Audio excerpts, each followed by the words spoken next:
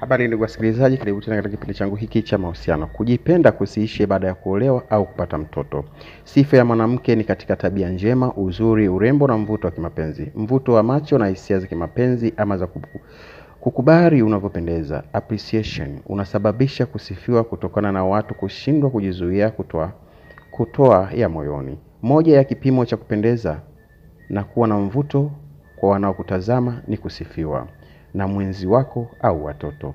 Mtie wivu mume wako hata ajisifie wewe kama mkewe.